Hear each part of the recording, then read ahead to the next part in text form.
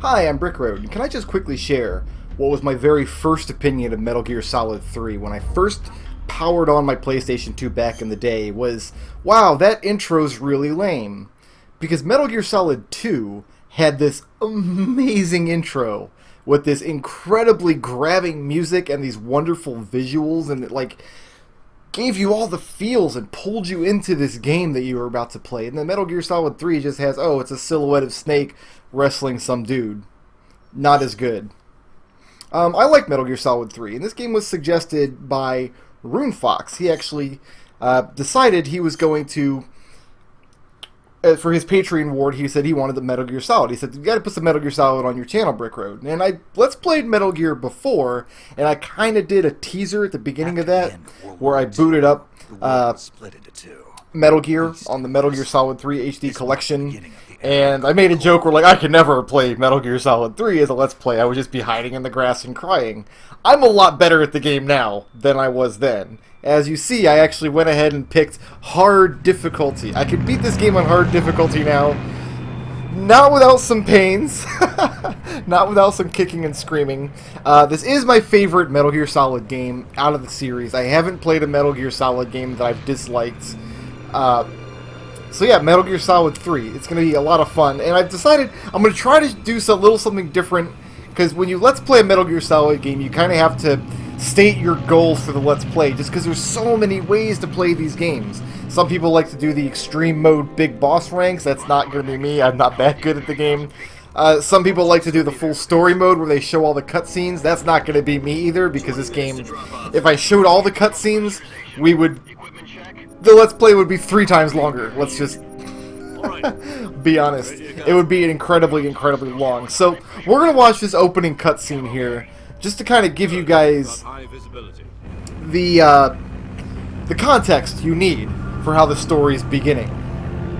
If you've never played a Metal Gear game before, if you've just been avoiding the series, you'd have to be purposely avoiding the series if you haven't had any contact with these series before, because this is a very pervasive video game series and has been since 1998 when the first Metal Gear Solid came out. But if you have been purposely avoiding the series for whatever reason, it's a epic modern military fantasy adventure series. The gameplay is all about stealth. The gameplay is about sneaking around and not being seen and bringing death or mercy to the guards that you come across. The main character of the Metal Gear Solid series is Snake, and this game is a prequel to everything in the series.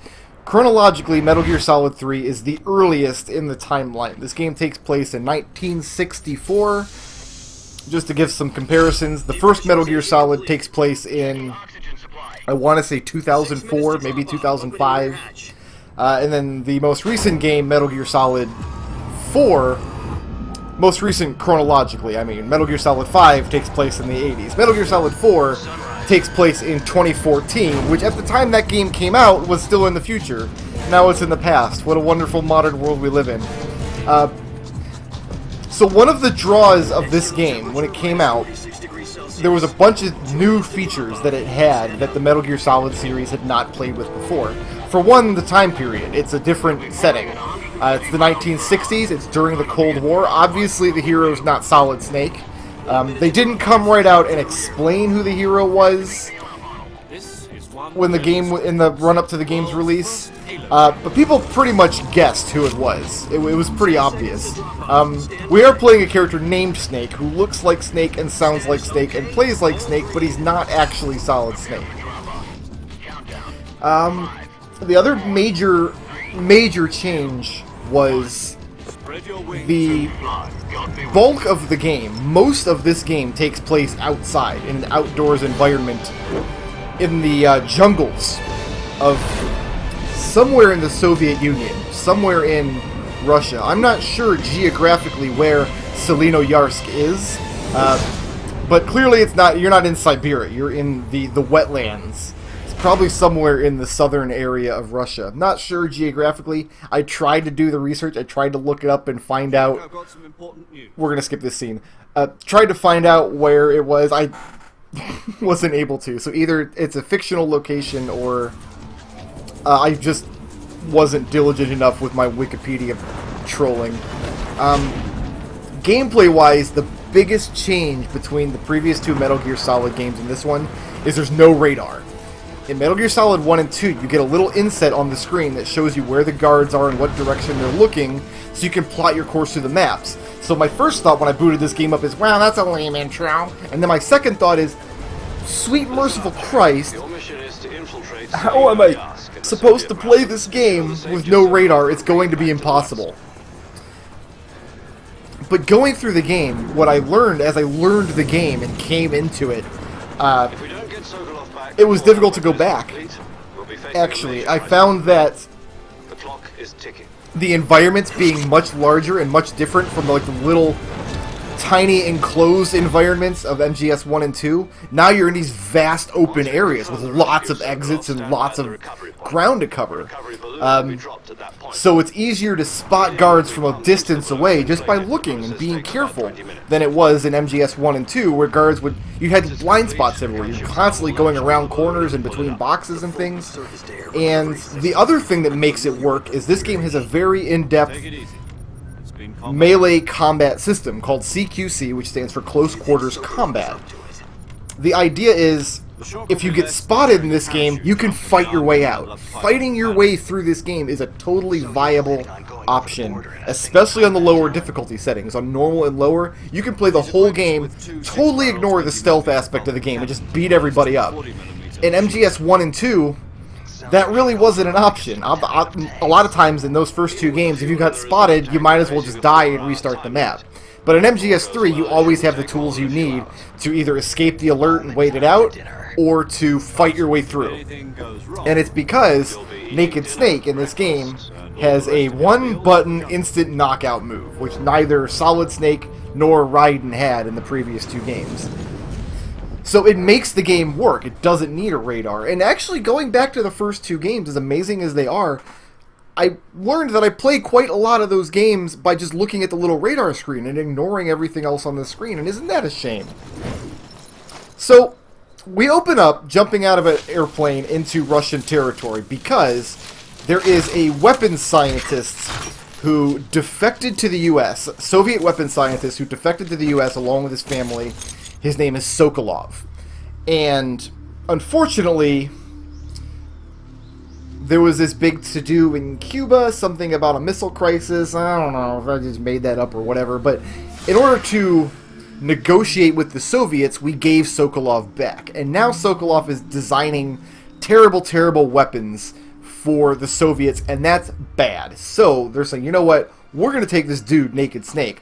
We're going to drop him in Russia with the task of rescuing our scientists. Which is hilarious because this is the 5th Metal Gear game to come out, and I think three of the previous games started out with you going in to rescue a scientist.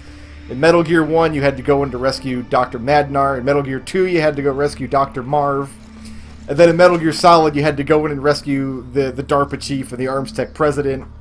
I mean, Metal Gear Solid 2, you just went in to rescue the president, but the president doesn't count as a scientist. A little bit different. So kind of a Metal Gear tradition. So we're going to actually skip some of these codecs here. I've decided I'm going to show you guys the really cool cutscenes, the really cool, important cutscenes where fun characters do nice things. We're going to show those off, but the majority of the cutscenes we're going to be skipping. I'm playing the HD version. This is actually on my PS3, the downloadable version, which gave me this neat third-person camera, which is very useful. The original copy of the game only had this overhead camera where you could use the stick to kind of look around.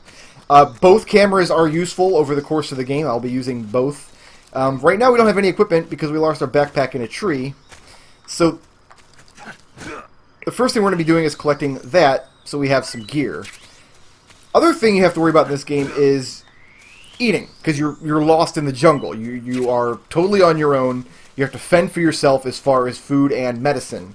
You see I've got 2 life bars up there. The first one, the solid white one, is my standard life bar. And I've only got half of a life bar because I'm on hard difficulty. On lower difficulties you have the full bar. Below that, the one that's kind of segmented into quarters, that bar is your stamina gauge. And as long as your stamina gauge is relatively high, your health will refill automatically. Slowly, but automatically. And if your stamina gauge goes down, you suffer a lot of ill effects. Like you stop regenerating health, your arms start shaking when you try to aim your gun. All kinds of stuff. Look how long this radio scene is. It just goes on, and on, and on, and on. And this is why we're skipping the cutscenes and whatnot.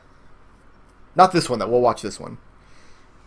Snake, try to remember some of the basics of CQC.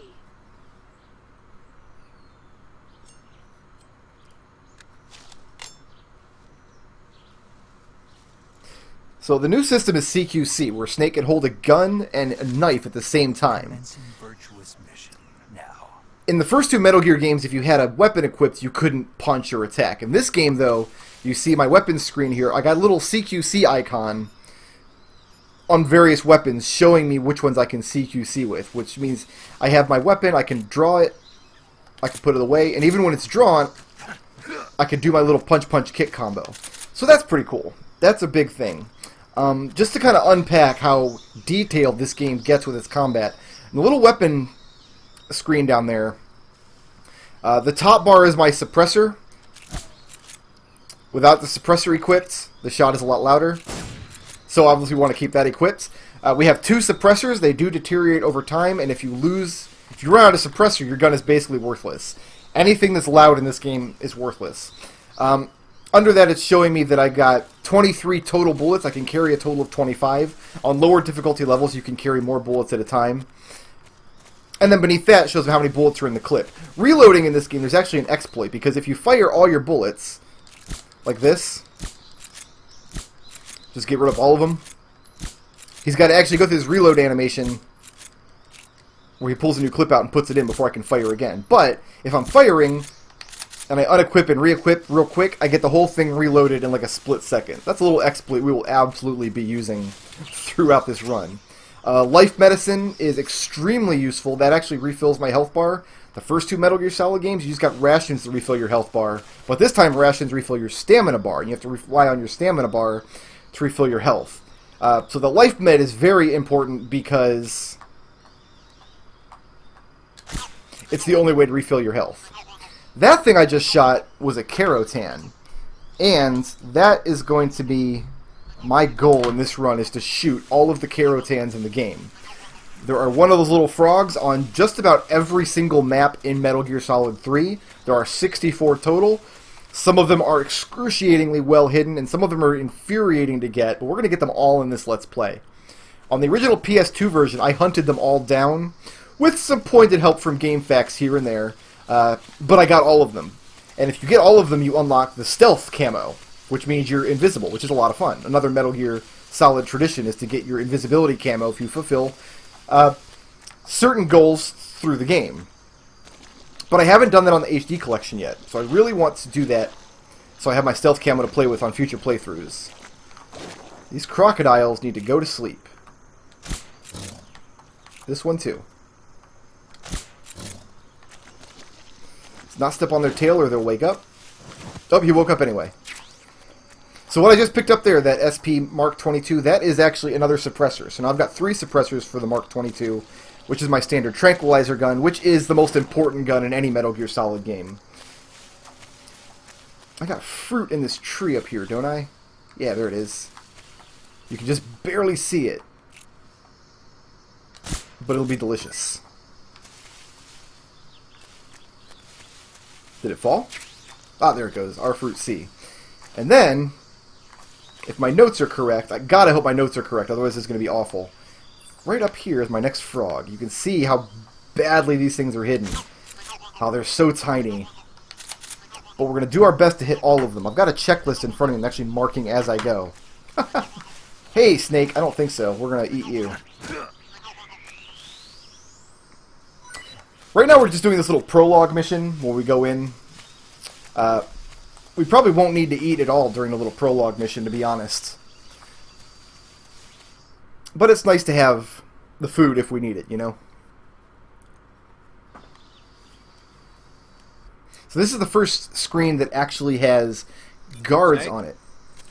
And they're just telling me there that, hey, you know what, if you get spotted, you're on your own. There's no backup coming.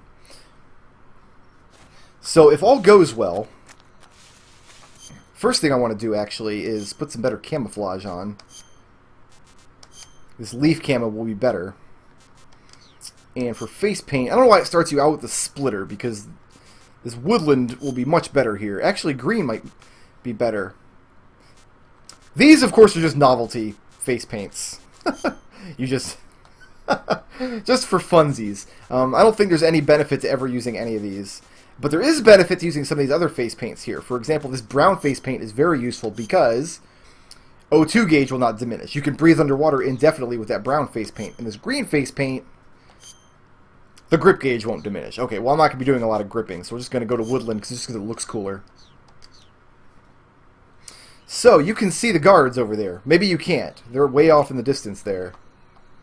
We're going to see if I can get headshot both of these guys.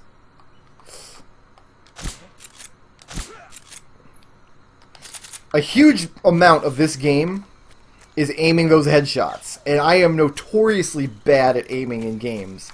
If I have all the time in the world, I can get the headshots no problem. But a lot of areas in this game...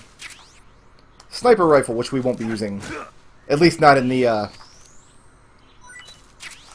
not in this first mission. Shoutouts to Graham Atkin, who sponsored this video, and to everybody who makes my channel possible by supporting me on Patreon.